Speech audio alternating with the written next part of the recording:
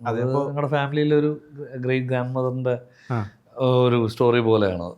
അപ്പോൾ പുള്ളിക്കാരിയുടെ ഒരു അന്നത്തെ ഒരു എഫേർട്ടിൻ്റെ ഭാഗമായിട്ട് വന്ന കുറച്ച് വസ്തുവിൻ്റെ ബാക്കിയാണ് നമുക്കൊക്കെ കിട്ടിയത്. അപ്പോൾ അത് ഉറപ്പായിട്ടും താങ്ക്ഫുൾ ആവണ്ടേ. ഇന്ന് നമ്മളൊരു പൈസ മുടക്കിയ കുറച്ച് വസ്തു മേടിക്കുക എന്ന് പറയുന്നത് എത്ര ബുദ്ധിമുട്ടാണെന്ന് നമുക്കറിയാം. അത് അവരത് തന്നുകൊണ്ട് ഇന്ന് നമ്മുടെ കയ്യിലുണ്ട്. ഞാൻ മനസ്സിലാക്കുന്നത് ആ കാലം എന്ന് പറഞ്ഞ പാട്ടിൽ ഇറ്റ്സ് എ ട്രിബ്യൂട്ട് ടു കൊച്ചളയമ്മ. അപ്പോൾ അതൊക്കെ ഫാദറൊക്കെ പറഞ്ഞ് കേൾക്കുന്ന കഥകളുണ്ടല്ലോ പുറകോട്ടുള്ള തലമുറയെക്കുറിച്ചും. അപ്പോൾ അതൊക്കെ ആസ് മ്യൂസിഷ്യൻ ഞാനായിരിക്കാം ഒരു നമ്മുടെ ഫാമിലിയിൽ ഒരു പ്രൊഫഷണലി മ്യൂസിക് ചെയ്യുന്ന ഒരാൾ. ബാക്കിയെല്ലാം ഒത്തിരി പാടുന്ന ആൾക്കാരാണ്, ചിറ്റപ്പന്മാരും ആൻറ്റിമാരൊക്കെ ഉണ്ട്.